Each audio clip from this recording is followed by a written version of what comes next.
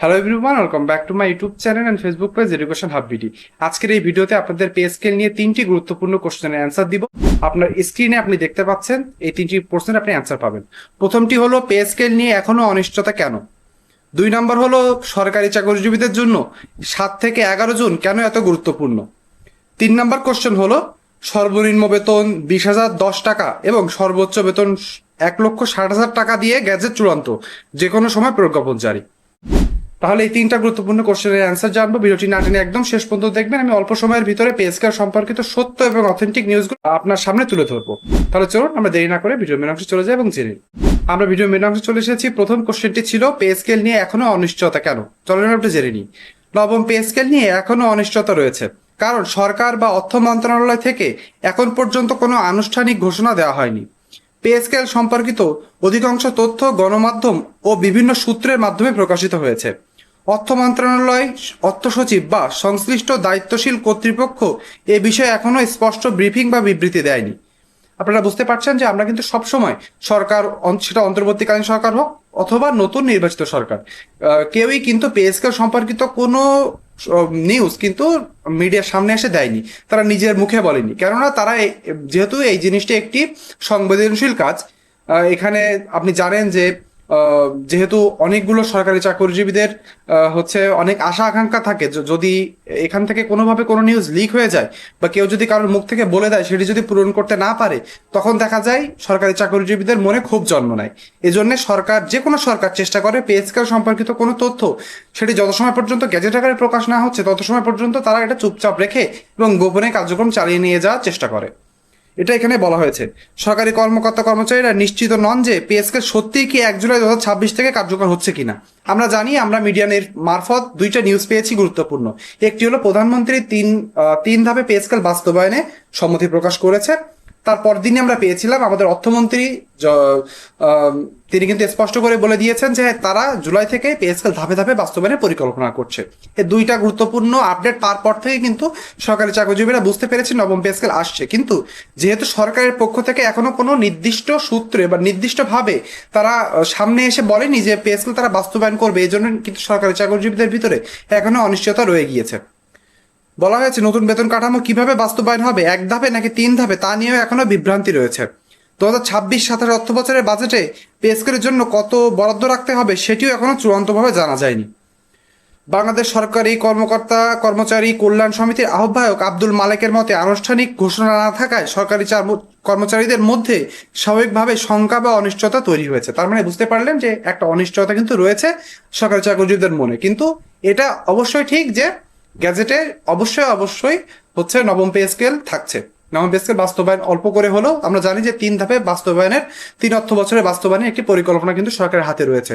তারা এভাবে এগিয়ে নিয়ে যাচ্ছে এবং আমরা যতটুকু ইনসাইডার নিউজ পেয়েছি প্রায় 32 থেকে 40 হাজার কোটি টাকার কাছাকাছি একটি হচ্ছে আপনাদের আমাদের যে বাজেটে সেখানে পে স্কেলের জন্য বরাদ্দ রাখার কথা কিন্তু প্রায় ফাইনাল হয়ে গিয়েছে। দ্বিতীয় কোশ্চেনে আমরা চলে এসেছি। এখানে বলা হয়েছে সরকারি চাকরিজীবীদের জন্য 7 থেকে 11 জুন কেন এত গুরুত্বপূর্ণ। আজকে হচ্ছে জুন মাসের 3 তারিখ, আর মাত্র 3 থেকে 4 দিন পরে আপনি জানতে পারবেন পে স্কেলের চূড়ান্ত রূপরেখা। সেখানে বলা হয়েছে 7 জুন সরকারি চাকরিজীবীদের জন্য গুরুত্বপূর্ণ, কারণ সেই দিনই 2026-27 অর্থ বছরের বাজেট অধিবেশন শুরু হবে। নবম পে স্কেলের বরাদ্দ ও বাস্তবায়ন নিয়ে চূড়ান্ত সিদ্ধান্তর পথ উন্মুক্ত হবে। 7 জুন ত্রয়োদশ জাতীয় সংসদের বাজেটে অধিবেশন শুরু হওয়ার কথা রয়েছে, অর্থাৎ 7 জুন কিন্তু বাজেট পরিকল্পনা শুরু হবে আমাদের জাতীয় সংসদ অধিবেশনে।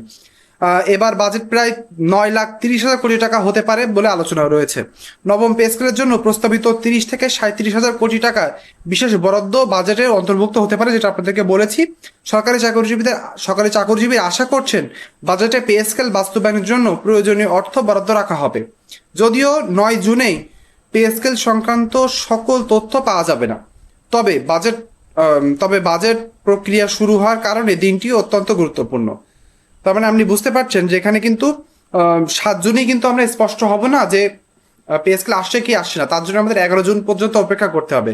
কেন করতে হবে এখানে বলা হয়েছে।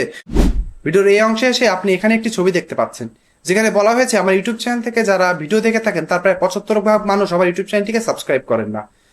অন্যদিকে আমার এই ভিডিওটি যারা ফেসবুক গ্রুপ বা ফেসবুক পেজ থেকে বা রিলস থেকে দেখে থাকছেন তার প্রায় 95% মানুষ আমার ফেসবুক পেজটিকে ফলো করেন না।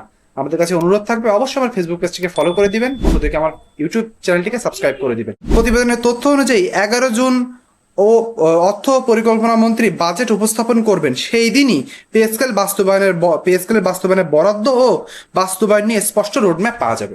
তার মানে বুঝতে পারছেন 11 জুন সরকারি চাকরিজীবীদের জীবনের সব থেকে গুরুত্বপূর্ণ দিন হতে চলেছে। আশা করব সরকারি চাকরিজীবীরা এই অনেক দীর্ঘ 11 বছরের অপেক্ষা অবসান হতে চলেছে 11ই জুন। সকলে কমেন্ট বক্সে আলহামদুলিল্লাহ লিখবেন। আশা করব যে দীর্ঘ 11 বছর পরে যে বৈষম্যমুক্ত নবম পে স্কেল যেন সরকারি চাকরিজীবীরা পায়। আমরা এবার 3 নম্বর কোশ্চেনে চলে এসেছি। বলা হয়েছে সর্বনিম্ন বেতন 20,010 টাকা ও সর্বোচ্চ বেতন 1,60,000 টাকা। এমন একটি নিউজ কিন্তু আজকে অর্থাৎ 3 জুন সারা সামাজিক যোগাযোগ মাধ্যমে ছড়িয়ে পড়েছে। সকলে বলছেন এভাবেই নবম পে স্কেল চূড়ান্ত হয়ে গিয়েছে এবং গ্যাজেট খুব তাড়াতাড়ি প্রকাশ হবে।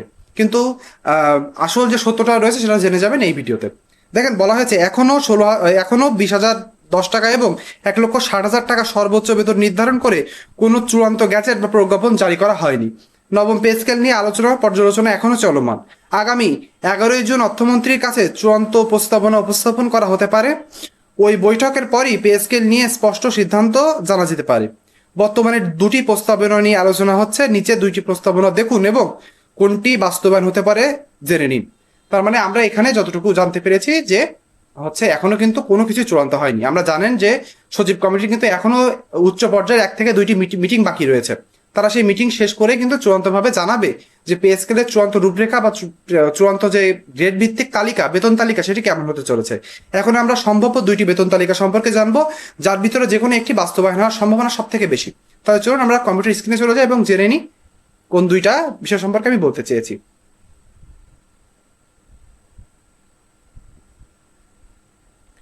আপনি আপনার স্ক্রিনে দেখতে পাচ্ছেন যে এখানে 3টা কলাম রয়েছে।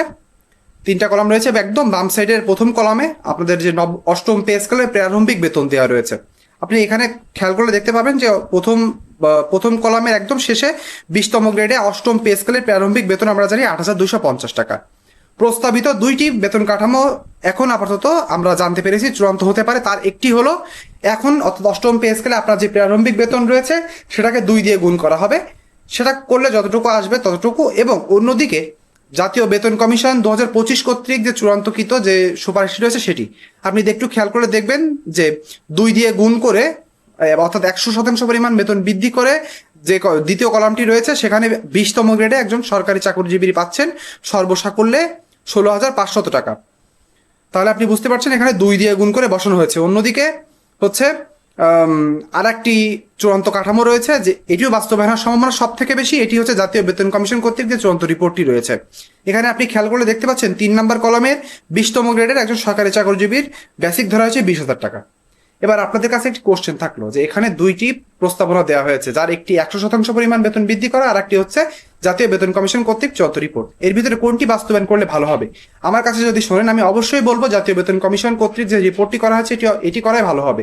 কেননা আমরা জানি যে সরকারি চাকরিজীবীদের ভিতরে কিন্তু অনেক এই নবম পে স্কেলের ভিতরে অনেক বৈষম্য রয়েছে। এই বৈষম্যগুলো যদি কমিয়ে আনতে হয় তাহলে কিন্তু উপরের গ্রেডের থেকে নিচের গ্রেডের বেতনের যে তারতম্য রয়েছে বা যে অনুপাত রয়েছে সেটি কমিয়ে আনতে হবে। এই জন্য অবশ্যই জাতীয় বেতন কমিশন কর্তৃক চূড়ান্ত রিপোর্টটি সরকারের আমলে এনে এটি বাস্তবায়ন করলে সব থেকে ভালো হবে। আপনি কি মনে করেন অবশ্যই কমেন্ট বক্সে লিখে জানাবেন। আপনারা জেনে গেলেন যে এই 3টা বেতন তালিকা কোনটি থাকছে। আপনি যদি আপনার মনে যদি কোনো কনফিউশন থাকে আপনি এটা পজ করে দেখে নিতে পারেন যে এর ভিতরে কোনটি আপনার বেতন কাঠামো হতে পারে এবং কমেন্ট বক্সে অবশ্যই লিখে জানাবেন কোন বেতন কাঠামোটি বাস্তবায়ন হলে সব থেকে ভালো হবে। পে স্কেল সংক্রান্ত এবং সত্য এবং অথেন্টিক নিউজ সবার আগে জানতে হলে আমার ইউটিউব চ্যানেল এবং ফেসবুক পেজটিকে সাবস্ক্রাইব এবং ফলো করে রাখবেন। ভিডিওটি না টেনে শেষ পর্যন্ত দেখার জন্য সকলকে ধন্যবাদ। সকলে ভালো থাকবেন।